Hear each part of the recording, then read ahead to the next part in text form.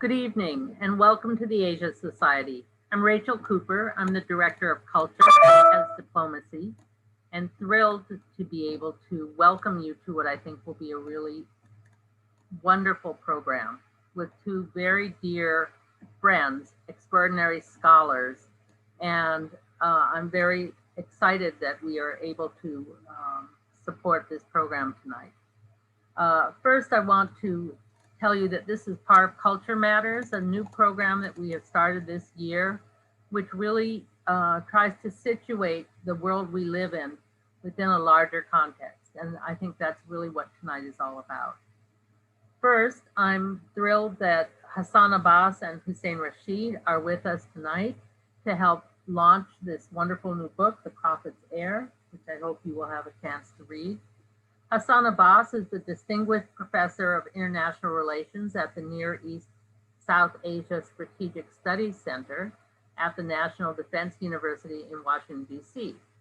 He has also served as the Senior Advisor at Harvard University's Weatherhead Center for International Affairs. Earlier, he served as a Bernard Schwartz Fellow at the Asia Society, and that's where we first met. And he is currently doing research on building narratives for countering political and religious extremism and the rule of law reforms in developing states. And he's often been on national news, covering many different issues, including CNN, Fox News, The Daily Show with Jon Stewart, and the NewsHour. Hussein Rashid is founder of Islamicate L3C, a consultancy focusing on religious literacy. He is currently teaching at the New School, and his research focuses on Muslims and US popular culture. His work includes exploring Shia theology, the interaction between culture and religion, and the role of arts in conflict mediation. He co-edited a book on Kamala Khan, Ms. Marvel. He is currently co-editing a volume on Islam and popular culture and another volume on Islam in North America. He's published several articles on Imam Ali, and his current projects include a documentary on American Muslims, a history revealed, and a museum project on religion and jazz. Please welcome Mr. Hassan Abbas and Hussein Rashid. Thank you so much for taking the time to have this conversation and launch the book. Thank you for that very kind invitation, Rachel, that very kind introduction, Rachel. And thank you and the Asia Society for the invitation to take part in this conversation. It really is an honor. You know, I will tell you that this book, The Prophet's Heir by Hassan Abbas, was very much on my to-read list for this summer. And the invitation accelerated my reading of it. And it is a masterful work of scholarship. It is eminently readable and really offers us a history, not just of Ali ibn Abi Talib, who is the main focus of this, but of his family, including his wife Fatima, his children Hassan and Hussein, and his ancestors as well. So I think there's a breadth and an approachability to this volume that I really, really appreciate and strongly encourage people to read it on their own.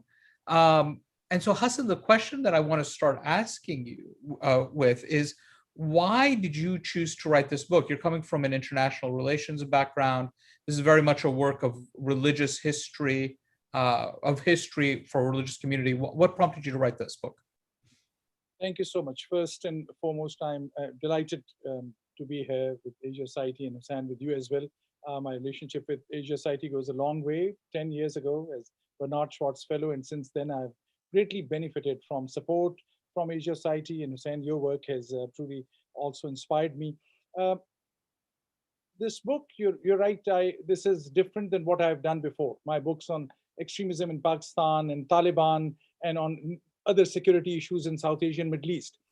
However, my research and my travels across the world had reminded me again and again that in this modern day and age, the way we frame religious experience, and especially the way Islam is framed and seen and observed and practiced, is in a constant transformation, a constant change.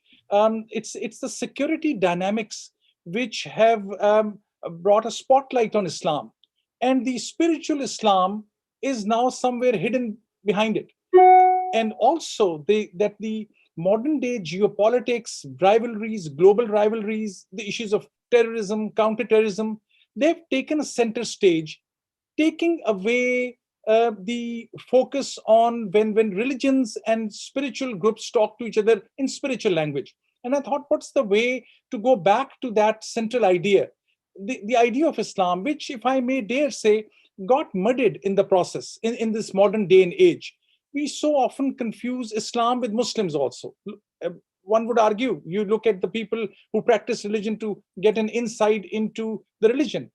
However, Islam is a 1400-year-old religion, and as the Muslims believe, this is a continuation of the Judeo-Christian tradition. Also, I thought, what's the best way to, in my humble effort, to reframe some of these issues? How to bring it back to light, the spiritual essence and the core message of religion, which to me is all about not only tolerance, but about pluralism, about harmony, about coexistence, about respecting the other, even if you differ with the others, from the others. So I thought it's the life of Ali, which is a reflection of the life of the Prophet, would offer me the best way to present my case. That's the kind of the short story behind it. So Hassan, you've already started, I think, hinting at what you're hoping the readers will get out of this book. And I've already expressed some of what I've got out of the book. But I think let's be explicit about it. Could you tell us maybe the top 3 takeaways you're hoping a reader will have from reading this book? Thank you. Up front, I would say, first and foremost, I think the life of Ali and Ali ibn Abi Talib and his character provides an insight into Islam which is very relevant to the contemporary world. The contemporary world within the Muslim world, outside the Muslim world, and in terms of Islam's relations with everyone else. We used to say Islam and the West, forgetting Islam is very much in the West. And Islam is as much Western as Eastern, I would argue. But the first message is that Ali's life is so extremely relevant to the struggles and challenges and debates that Muslims are facing today, in terms of especially about the sectarian issues. The way, I'm so often asked this question, whether in Middle East or in my original homeland, Pakistan, or increasingly in the United States. As an American, I have not seen people asking others, okay, are you Catholic? Are you Jewish? But we also often are not only asked, one would assume one is Muslim from name and skin color, but the second question, which in my 20-year life in the United States, this was never the case previously, that someone would ask you, oh, so you're Shia, you're Sunni? And I thought Ali's life provides that bridge. That's the first major takeaway. The second one, I would say, is that the Muslim themselves and the outsider observers as well see different groups of Islam so much boxed into different categories that they see more of the conflict and the tension and the tussle and the heated debates rather than the core message that I had mentioned earlier on as well. And again, I thought it's the Ali's own life experience of tolerance, of accepting the other. He was never a politically ambitious person. His whole claim to fame, if I may call that, was about spirituality, about the message. It was not about him per se. And that has been, it seems to me, forgotten by, if I may dare say, within the Muslim communities, both Shia and Sunni. I often think Sufis got it really right, in a sense that they allow the life of Ali to inspire them beyond any sectarian labels.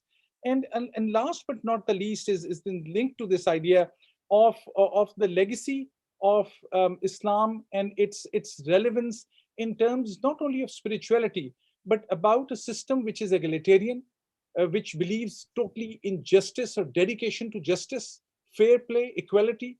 And these often, of course, these are Western new political science terminologies. But if anything, anyone would even just open up the sermons of Ali, and Ali being the only one, I may say, who left his mark in terms of sermons, letters which are codified, which are written, which are produced in comparison to any other companion of the Prophet. Those are in Nahjul Balagha, and which is the book, a collection of Ali's sermons.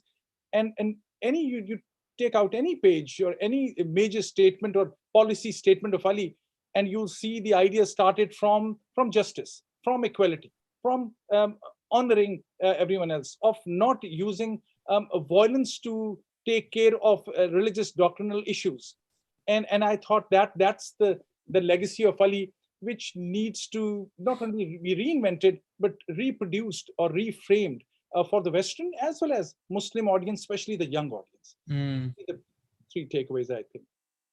Thank you, Hassan. I think that adds a lot of clarity to the vision of what you have for this book. It definitely comes through. I'm hoping for listeners who haven't read the book that it allows them to understand better what this book is about. But there are a couple of terms that you used just now that maybe it's worth us spending some time on, because you talked about Sunni and Shia and Sufi. And I think if you wouldn't mind just taking a couple of minutes helping us understand who those communities are and maybe just broadly what they see as their relationship to Ali. Thank you so much. A basic, but such a central issue. Post the Prophet Muhammad, peace be upon him, his life, as we know, there's a schism. The schism explained itself or exposed itself in terms of the modern day Shia and Sunni, although historically these groups took a lot of time to develop. These developed in parallel. This was not a one. People often try to compare it with Catholics and Protestants, or with other groups. It's a different phenomena. These groups had intermingled, had talked to each other, but the basic issue that allows us to think and be very clear about what these three major groups, if I may call that, are. The Shia Muslims are the ones who believed that Ali ibn Abi Talib deserved to be the first caliph, and that his right was taken away through politics and through political intrigue, they believe, and that Ali was also the Imam, the spiritual heir of the Prophet, and through him and his family, that spirituality and that spiritual kind of legacy continue. For the Sunni Muslims, they believe Ali to be one of the first four caliphs. They believe Ali to be a political heir also in that sense. However, they believe the first three companions, Abu Bakr, Umar, and Usman, were also very important, very accomplished, which is true. Even many Shias would believe that, but they would think that process of political successorship opened up or unfurled in a logical fashion, and that was all well. And that the Sunni Islam remained, in a sense, the dominant phenomena with Umayyads and Abbasids and others. Shias also, in terms of whether it was the Fatimid Empire, which was a Ismaili Shia empire, also many other places, the Shia also were predominant. And unlike this, just one fact, often because at times dominant narratives take control of our academic and political and media narratives, it is often framed, oh, the Sunnis are 90%, the Shias are 10%. That's not true. There are so many countries which are today Shia majority. Azerbaijan, Iran, of course, everyone knows, Iraq, Bahrain, some other countries as well in hardcore, in main Middle East today. One would argue the Shia presence, if you take in Saudi Arabia, Kuwait, others, in the heartland of Islam, historically, the Shias may be 35 to 40%, in some cases even more. So that's the Shia Sunni thing. It is another way many people would frame it is it's a political thing because they would like to dismiss it. However, there is historically the Shia and Sunni groups, their core message remains the same, but they developed in terms of jurisprudence in slightly different variations. The Sufis, again, to be clear, a Sufi can be a Sunni Sufi, a Sufi can be a Shia Sufi. Also, because they would follow jurisprudence in a certain way. However, they are apolitical in a sense, or Sufis especially believed that in most of their systems and most of their historical context, they believe Ali as the patron saint, if I'm borrowing this word from Christianity, Ali being the master Sufi, and everything that derives or inspires Sufism comes from the teachings of Ali. So in a sense, Ali is one. If there are concentric three circles, Ali is in the common. Shias think him to be the central figure. In the Sunni Islam also, I can mention very briefly, many Sunni schools of thought. Look at Shafi'i, Imam Shafi'i, who was one of the four principal jurisprudence leaders. You look at his poetry and you would think this even Shias would not say what Shafi'i is saying. So within the Sunni school of thought, and Barelvi Sunnis, for example, in South Asia, they are dominant, and they would argue that Ali was spiritually number one, in a sense, or spiritually was the top contender in terms of spiritual legacy of the Prophet. That's how I would summarize. It's not a good summary, I know, but that's the best I can do in this time. Hassan, thank you. No, that's, I mean, considering you're trying to collapse 1400 years of history, law, theology, spirituality into a 3-minute clip, one of the things, just staying on this point for a moment, that going through your book, one of the things that struck me in terms of how you framed the discussion within the book is that there really isn't a debate about loving the Prophet and the Prophet's family, including Ali, right? This is a Quranic injunction. So that the Sunnis, the Shi'is, the Sufis, they're all agreeing that you love the Prophet, you love the Prophet's family. The question is, what does that love look like? And that's really what I think comes out of these types of differences that you're talking about in much more depth, but it's how that love chooses to express itself in the world, and what that commitment to loving the Prophet's family looks like, and what that means, and the theological implications of that. And I think that to me was something that came out very strongly and very clearly in the book. Would you feel that's a fair assessment of what you were trying to get across? That's true. That's absolutely true. Also, the way Ali was seen, for some, it became a cult. For some, it became a way, a hook to spirituality. For others, all the ideas around Ali became a way to get into the politics. Or for others, it was a divisive issue. And by and large, historically today, these labels have become extremely problematic. And in this problem of sectarianism, and what do I mean by sectarianism? I mean people just defining Islam in terms of whatsoever they believe in, or their dominant, their group thinking is the real Islam, and everyone else is an apostate or outside the domain. It is problematic because that allowed takfirism. Takfiris are those who, we know this idea linked to Daesh, Al-Qaeda, and in some ways Taliban as well, and other extremists who think they know the real Islam. Their real Islam is the core message, and everyone else is outside that domain. And that allows them to then use violence and legitimize use of violence. Those who loved Ali also at times, I feel, their thinking got overshadowed by a personality, which was not the purpose. It was, even the Prophet would so often say, it is the principles that matter the most. For the family of the Prophet, it was not that just because they are the family of the Prophet. There were many members of this family who are very well known. For instance, the famous name Ali ibn Abi Talib, which was Abu Talib, the father of Ali. He was called Abu Talib because one of their sons was called Talib. We know of other brothers of Ali, Jafar and others, but the famous name, which is used in the name of Abu Talib, is often, we don't know anything about him because he was not part of the mainstream Muslim discourse. He had very little contribution. So it was not necessarily about the personality. The personalities were important because they were reflecting what the core message was, which was the oneness of God, which was about the divine message of about humanity, about the purpose of life. And I often feel on both sides in this politics, although they often say the family of the Prophet, they use it for often purposes which appear to be or turn out to be divisive rather than bringing people together. Sorry if I don't know if I got your question right. No. I mean, I think all of this is so illuminating and is so exciting. So picking up on this thread that you've given us in this idea of using love of Ali as an excuse for something else. let's go back again, very specifically to your book and some of the history. One of the things that you pick up is this idea that Ali is the embodiment of prophetic teaching, of Quranic teaching, that he is attempting to not just teach what the Prophet taught, but to live what the Prophet taught and what the Quran teaches. And you trace this through some of his writings and through some of his actions.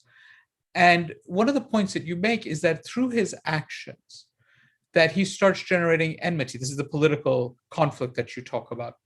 And very specifically, what I would like to get into is that you say that the teaching of the Prophet and of Islam is about upsetting the tribal order that was in Arabia at the time.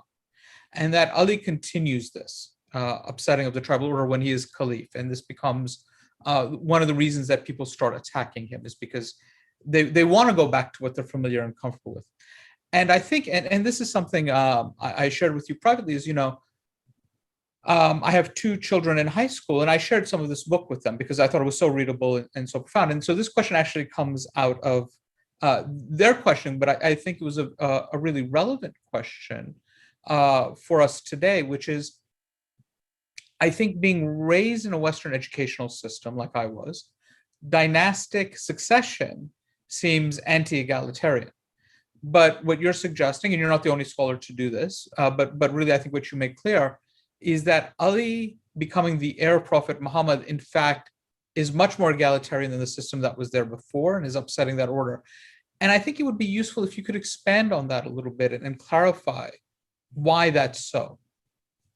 Thank you very much. Very profound question, and I really appreciate the feedback from your children. This reminds me of that in the process of this book, how this book project in so many ways and different than my other works turned out to be a family project, especially with the COVID-19 situation in the pandemic, where we were together rather than me traveling often or going out. But it was so often that my three daughters, Zainab, Zahra, and Sherbano, contributed significantly to framing of my issues, often asking me, so where are the women in the family of the Prophet? Mm-hmm. Why there's in the top 5, they say Ahlul Bayt, the Prophet, Ali, Fatima, Hassan, and Hussein, the 5, why the daughter Zainab is not mentioned? And with 3 daughters, I had to then jump back into it. Or what was the role of the women in the family?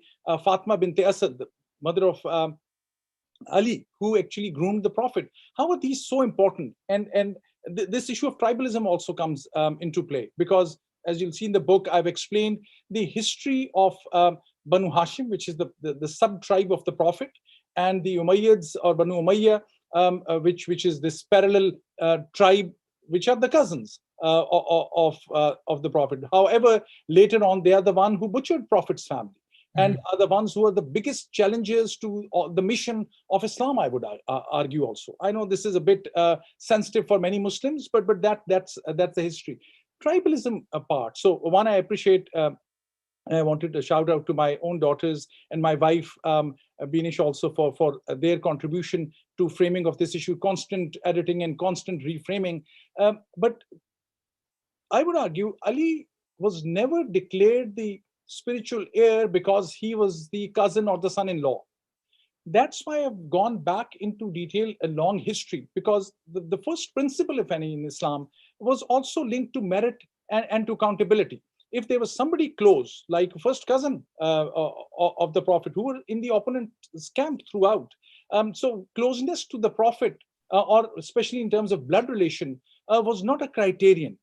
In this case, for the Prophet, for instance, for Ali, this is an accepted hadith or the saying of the Prophet. And for our Western audience who are not that familiar with Islamic tradition, I'm in the book, I claim that I'm mentioning only those, or giving emphasis to only those sayings of the Prophet which are accepted both by the Shia and Sunni. I've used in the book as actually majority of Sunni sources. And the reason was that I had to go through this, jump over this hurdle of sectarianism, and to be pointed out that I'm using references from one tradition. Ali was picked up because the Prophet had said at one point, the famous quote, Ali is to me what Aaron was to Moses. And very few Muslims actually go deeper into that. What actually Aaron was to Moses. It was a family linkage also in the prophetic tradition. Aaron, even today, ask our Jewish brothers and sisters, and they'll tell you, even today in some synagogues, they would ask anyone from this tradition of Aaron, if they had to make a speech or do something important. I'm generalizing it. I hope one of the Jewish audience member would second that. But the tradition was based on the contribution of the family. It was, some would argue, the imamat or the spiritual heir title was a divine title as well. That's why it was the spiritual legacy was in a way kept in parallel to the political succession. Maybe not intentionally, but Ali never claimed that I should be the first caliph because I am a blood relation of the Prophet, or the family of the Prophet said that we are just close to the Prophet just because by virtue of our relationship. Whether it was sacrifices, whether it was giving up even their right, even when it was justly theirs, they sacrificed more than the others. They were the first ones to accept Islam. There were some members of Banu Hashim, close members, family members, friends of the Prophet, who was blood relation. But Abu Bakr, the first caliph, is the one who was among the first ones to accept Islam. And he got his due importance. He was not directly a blood relation. He was a father-in-law of the Prophet, but that was not seen.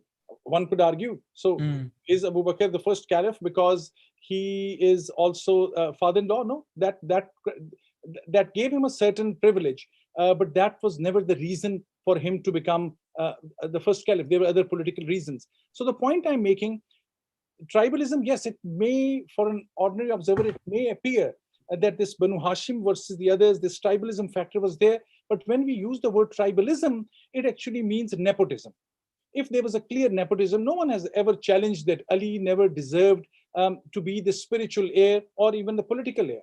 Or legal heir is something which is beyond anyone's control. That's why the title, the heir, the Prophet's heir, which some people say to me, this is controversial. And I said, no, it's legal heir. There's no one else, but Ali is the legal heir. No one else ever claimed. Political heir, Ali was one of the four political heirs. So Abu Bakr, Umar, Usman, and Ali. And spiritual heir, no one else has claimed it. The majority of Muslims believe Ali to be the spiritual heir. I know this can be debated and contested, but by and large, this is not a consensus, but this is, I would argue, a majority view, even including the Sunni Muslims. So the point I'm making is this was based on his sacrifices on the battlefield. This was based on his tolerance and his giving up even his own right. He never fought that his right was taken away. He made a very clear claim saying, look, I deserve to be the caliph. And he also mentioned at that time that one of the principles the Prophet had mentioned was that anyone who claims or who wants or aspires to be a leader is the one who's unfit to be a leader. When someone asked Ali, what is the criterion to be a leader? He said, this is almost exact quote. He said, your service to humanity makes you eligible to be a leader. And that's how Ali was so different. And that's what was at the center of his merit, not his tribal relationship or anything else. So if we take seriously the idea, excuse me, that Ali is serving humanity, that he is living this Quranic message. Again, your book is very illustrative of the actions that he's taking, but it also appears in his writing. So he has this collection of material known as Najr al-Balagha. It's translated as the Peak of Eloquence, which is his collected sayings and writings. But there's one bit of Najr al-Balagha that you quote at length and that appears often when people are talking about Imam Ali's writings, which is this letter he writes to a man named Malik al-Ashtar. Now, Malik al-Ashtar is a former general of the army under Ali's command. He's appointed governor of Egypt, and as part of his appointment, Imam Ali writes him this letter, which is really a letter of guidance and governance, how to govern. I think in the early part of the 2000s, Kofi Annan, former UN Secretary General, still held it up as one of the most important documents for governance in human history. I'm paraphrasing here, but he uses words to that effect. And I'd love to hear just your thoughts and reflections on that letter and why you think it is so emblematic or symbolic of Ali's teachings and mannerisms. Thank you so much for this question. Two related things come to my mind, and I'll promise I'll be very brief on those before coming to the core of the question. One is, as you rightly mentioned, the peak of eloquence, the translation of Najr Balagha. It has not been really translated into English. We have actually a good translation of this from one of the Friends of Asia Society, Dr. Azra Raza. Her father, Ali Raza, from Pakistan, he was the first one who translated this into English. But in a modern sense, by a Western scholar or in the Western tradition, the translation has not happened. I'm hearing it's happening now. There are 2 or 3 good translations, but still there's a scope for that. The letter of Malik al-Ashtar and the personality of Malik al-Ashtar is extremely important for 2 reasons. One, about this message and the centrality of this message to the idea of the political and administrative worldview of Islam. If we have to pick one document to explain what is the political philosophy of Islam, it's that letter. And one would be surprised why that letter is not as popularly known as it should be. As you so rightly mentioned, it was mentioned in a UN document as well. I remember in Pakistan in 1988, when Benazir Bhutto became the prime minister, one of the first things she instructed was the Speaker of the Pakistani National Assembly to distribute this letter to all members of the parliament. So it was not a Shia or a Sunni thing. It's all mainstream Sunni scholars quote from it and refer to it. However, I wanted to dig deeper into also why this letter is not so often quoted into the Sunni tradition or Sunni treatise on political philosophy. And there's a reason. The reason is also sectarian, unfortunately, because of the biases against the Malik al-Ashtar. Now, Malik al-Ashtar was a strong supporter of Ali. He was one of the closest friends of Ali. In fact, Ali had said that Malik al-Ashtar is to me what I was to the Prophet. A huge statement. Malik al-Ashtar also was a leader of a few battles and also had a political position under the second caliph, also briefly under the third caliph, I'm right. However, he was the one who opposed the third caliph Osman. There was a big revolt of sorts for political reasons and also for the reasons of accountability, which is now a kind of a controversial part of Islamic history, but that's real. Every Islamic history book tells us that. Because Malik al-Ashtar was the biggest challenger to Usman, because of nepotism and some of the other challenges which are widely mentioned in all Sunni sources and Sunni books, the Sunni historians developed a certain bias against him. And because of the bias, they took the bias out not only in Malik al-Ashtar, but anything which was related to the name of Ali. And this is an example of how Muslims had done a disservice to their own religious tradition. That's why the book on Ali is important. Sectarianism has damaged the Islamic discourse in ways that are still we are trying to figure out, because it has hit at the core of the Islamic belief system. Many people would hear the word Shia and they have an issue. And this book is not about Shiaism.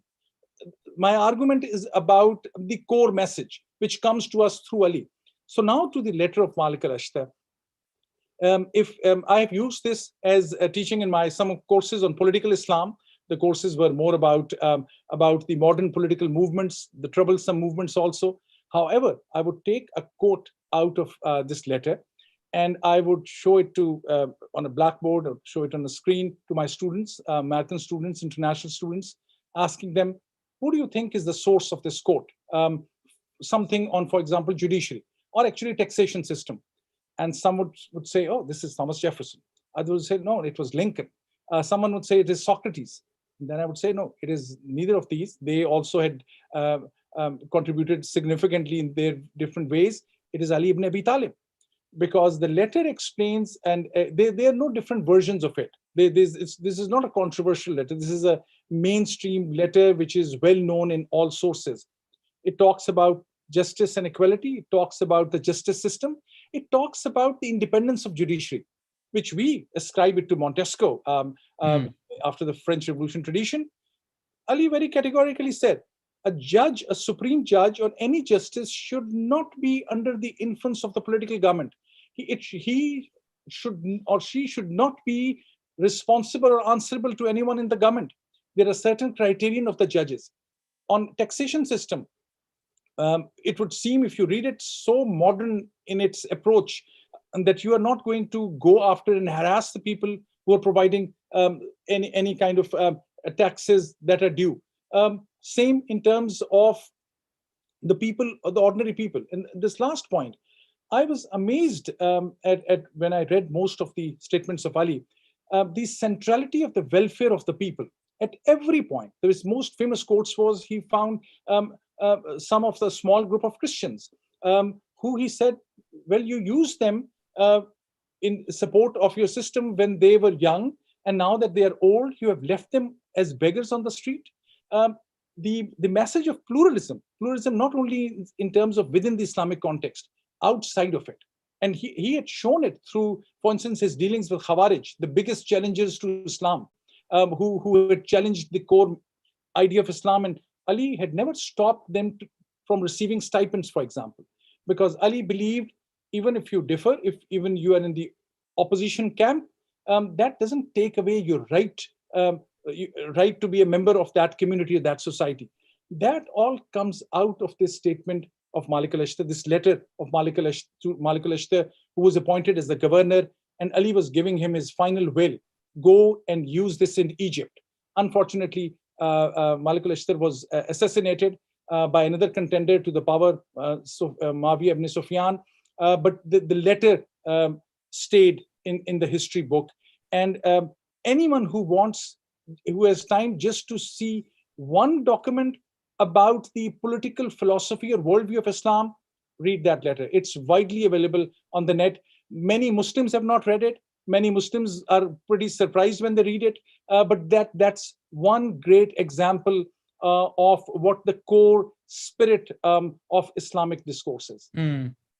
I want to just pick up one thread there, something I observed again in the book about the core spirit. And I think this consistency, there's a part of the letter where Imam Ali says, and again, I'm going to paraphrase here, you might know the text better than I do, you might recall the text better than I do, where he tells Malik al-Ashtar, he says, make yourself available to the people who wouldn't otherwise have access to you, because then that's how you know the needs of the people. And that line has always struck me in an abstract.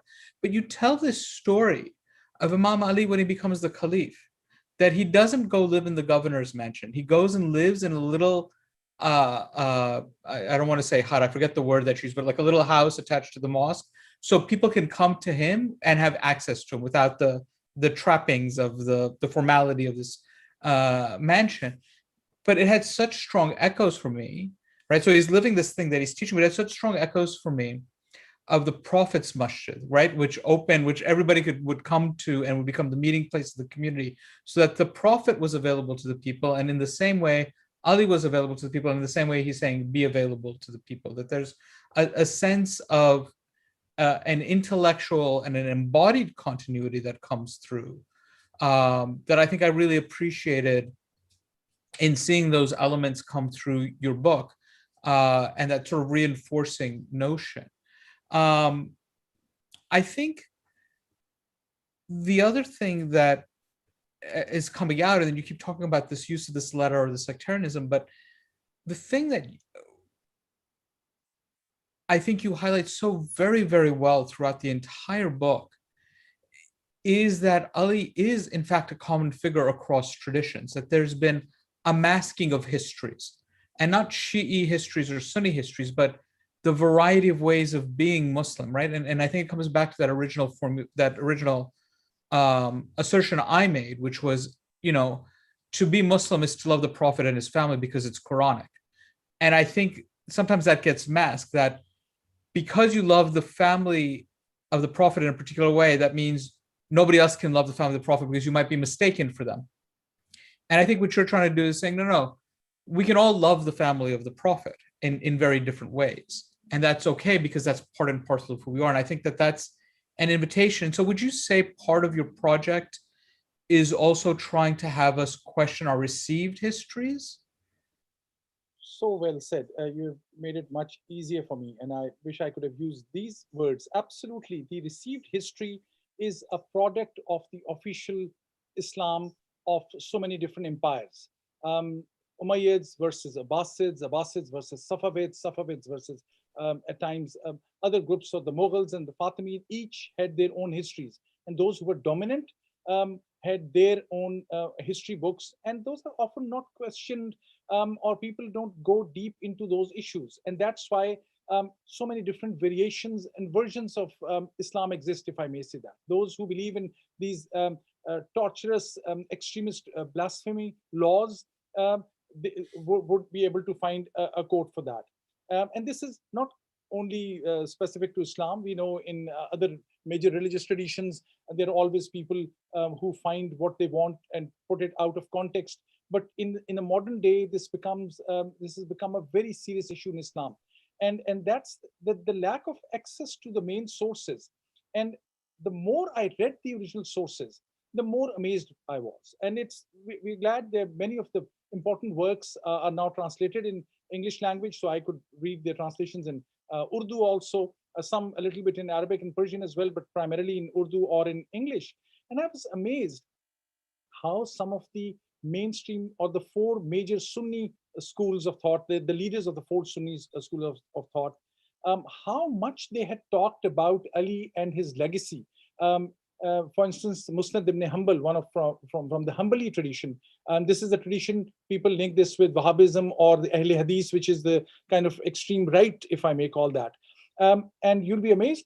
Musnad ibn Hanbal says what was said about Ali by the Prophet in terms of his caliber, in terms of his excellence, in terms of his spirituality, no one else come near him. That's the same with one of the other major books also, which talks about, the name is I'm missing it, by Ibn Shuaib, one of the Sahih Sitta, the 6 major Sunni books.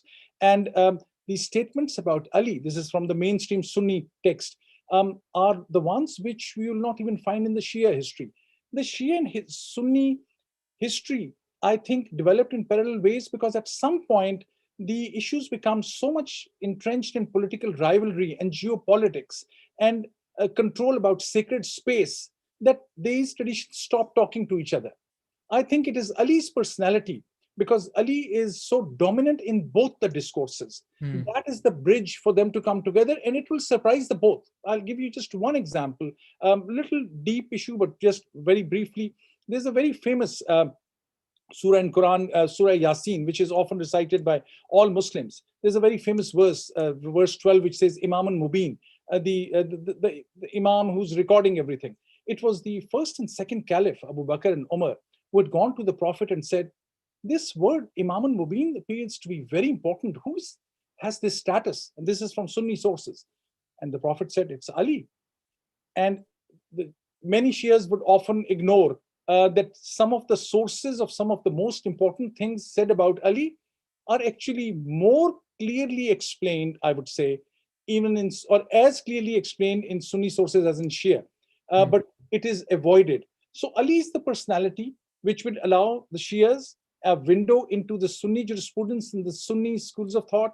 The Sunnis need to read about Ali. It is taking off their lens, colored lens, and that's the bridge that both sides have to cross. And the reason I'm emphasizing that is not purely for the reason of someone would say it's a missionary message. It is in a way, it is a message for me also to defeat this modern sectarianism.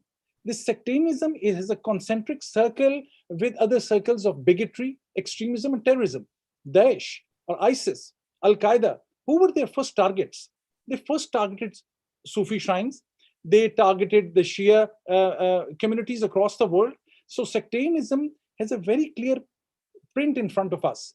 Anyone who wants to deny that will be denying some of the facts in the last 20 years since the post 9/11, where most of the extremist religious groups use these sectarian notions, sectarian distortions. So Ali is the way out. Ali is more relevant to Sunnis today, I think, than to Shias. For them, it will be something that will offer them a window into what brings everyone together. That is good from within the Muslim community. That's good for the Muslim relationship with the outsiders. And that's why this is, I think, so central to look at it from that lens. I want to, this is the second time you've talked about Sunni sources offering devotionals to Imam Ali. And I think, one of the most intriguing chapters for me was towards the end of the book, where you talk about the legacy of Imam Ali and you really look at devotionals to Imam Ali, cutting across different traditions. And I think it would be great just to hear, what was your surprising, you talked about Shafi'i and his devotional to Imam Ali, which to me was very surprising to read some of the material you have in there. But was there anything that, in terms of your research on this devotional aspect, that you're like, wow, this really, I wasn't expecting this? Thank you for that. This was more when it comes to the Sufi or the Urafa direction, which is the mystical dimension or the esoteric dimension of Islam.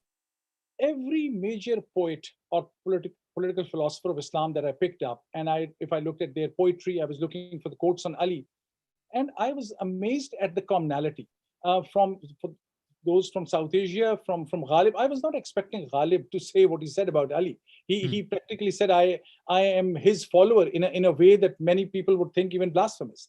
Many other poets, whether Iqbal or Rumi. The most interesting thing was when I went to Konya in Turkey at the shrine of Jalaluddin Muhammad Rumi, and I found that in the dome of the shrine, Ali's name was the most prominent, along with the other imams in the Shia tradition.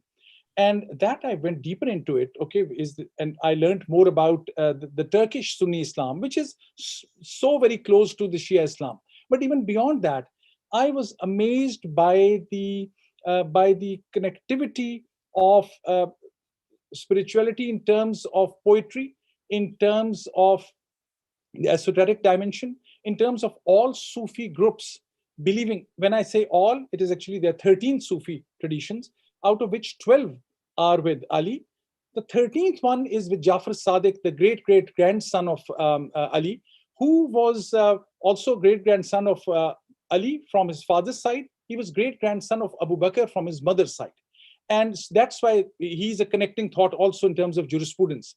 All the Sunni main imams, the 4 Sunni schools of thought, their leaders, 3 of them were students of Jafar Sadiq, who's seen as the Jafari school or the Shia school of thought.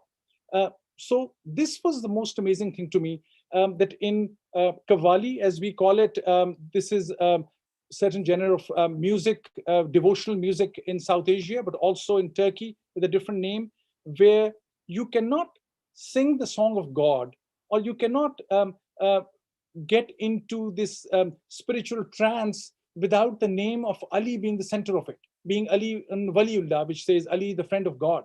And I think it is that legacy which didn't surprise me. I knew about it, but I was not aware of the extent of it. That amazed me.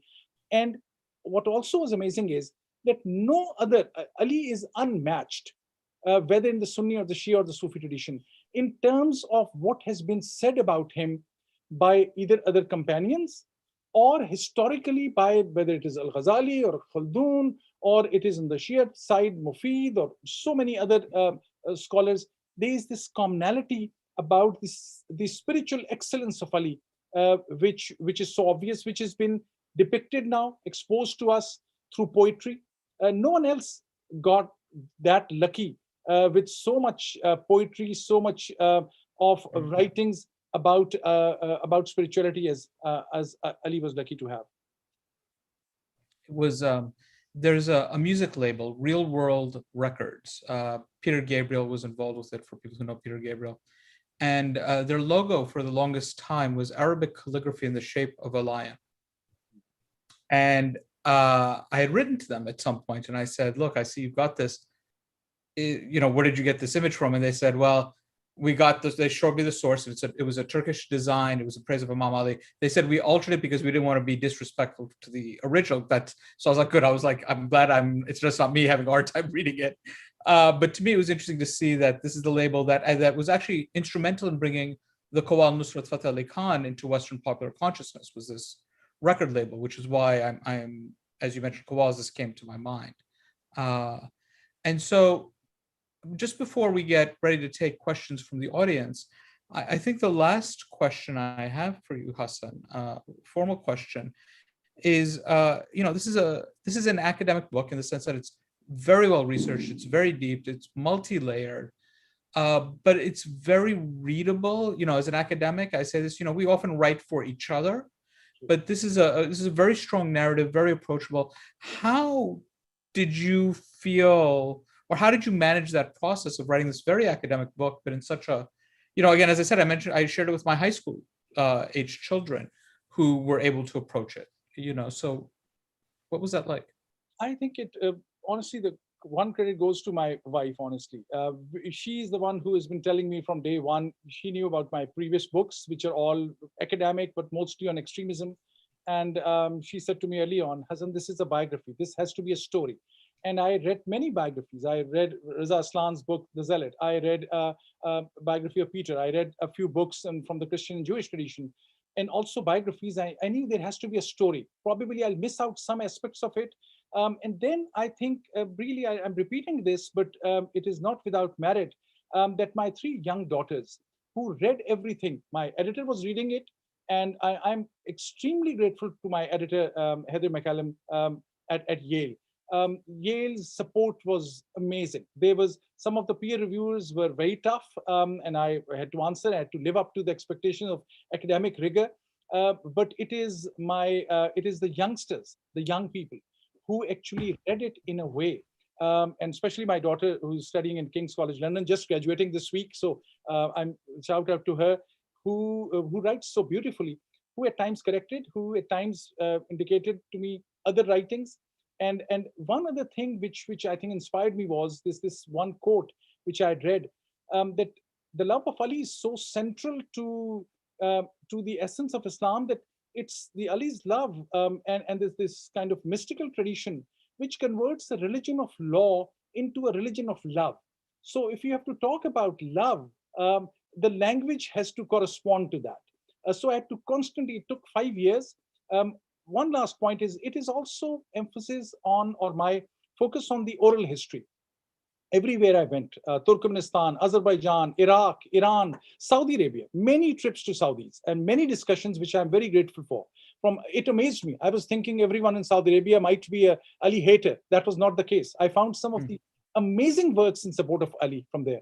That I think the oral history, when people narrated their stories and how Ali inspired them, that forced me to write something to reflect that in my writing, which took a lot of time. But I think it was worth it.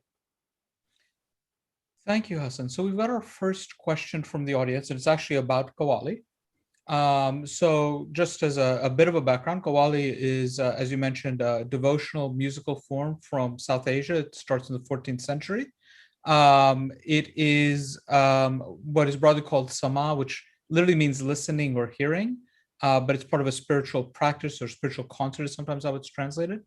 And as Hassan mentioned, you don't begin a Qawwali concert without the phrase "Man kuntum maulahu fahada aliyun maulahu," which is the hadith of the Prophet Muhammad, which says, "He whose Mola I am, Ali is his Mola." So the question from the audience is, how does Qawwali work to transport? How does the act of listening to the Qawwali, how does this transport the person to whatever state or learning or opening of their minds are available?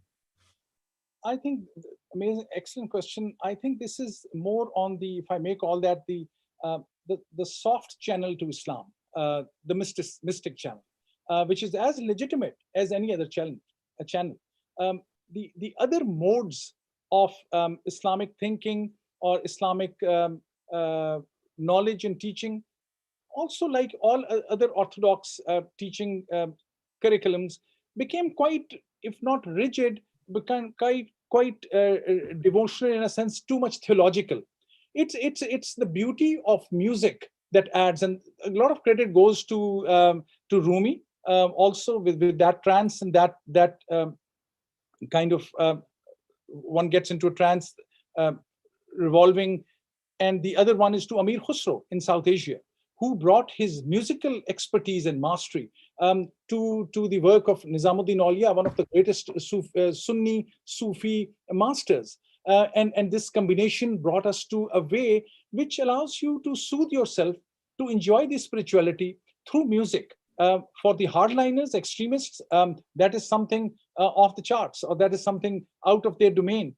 But I think this is the musical beauty add to the poetic excellence that is combined in the idea of Qawwali. And that is also, in a sense, that it allows you to connect with God and the essence of nature and the essence of spirituality and love for everyone. That comes out so easily transported from music, so easily transported from Qawwali, that is unmatched, in a sense that a lecture through on a jurisprudence issue or a very important deep thinking into jurisprudence or interpretation of the religious text may not allow you to have that.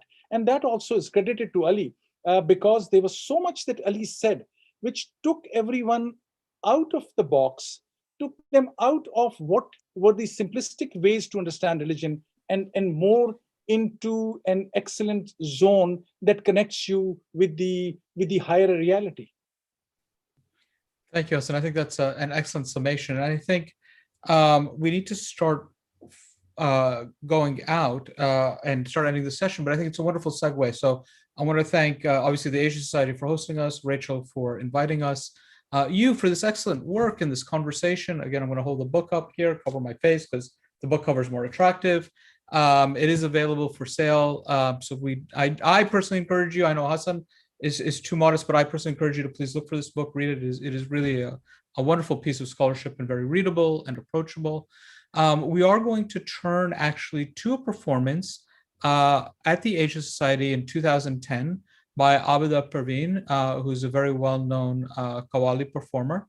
And I don't know if you would just like to, Hassan, give us a gist of what it is we're about to hear as we sort of transition out.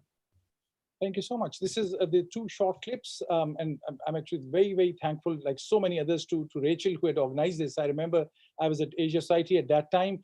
This is Abida Perveen, one of the master Sufi singers, and what she talks about is also the centrality of Ali with the idea of Tawheed and the idea of Islam itself, how central and linked to Ali is to that core message. That's the essence of what you're about to hear. Thank you so much, Hassan. Really appreciate it. Thank you.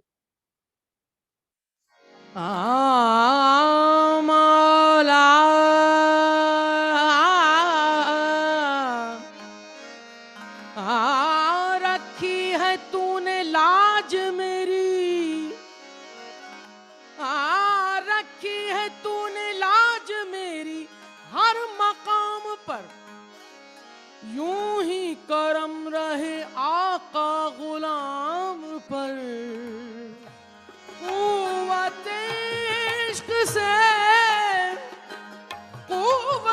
इश्क से हर पस्त को बाला कर दे, कुव्वत इश्क से हर पस्त को बाला कर दे। दहर में इसमें मोहम्मद से ऊंचाला कर दे। हैदरी जम कलंदर मस्तम हैदरी, हैदरी हैदरी जम कलंदर मस्त, हैदरी जम कलंदर मस्तम हैदरी जम कलंदर मस्तम है। सेवन जोश की शाबाश दमादम मस्त कलंदर, कलंदर पा कलंदर, सेवानी लाल कलंदर, दमादम मस्त कलंदर, कलंदर पा कलंदर, सेवानी लाल कलंदर। अली का पहला नंबर, अली रग रग दे अंदर, अली दम दम दे अंदर, दमादम मस्त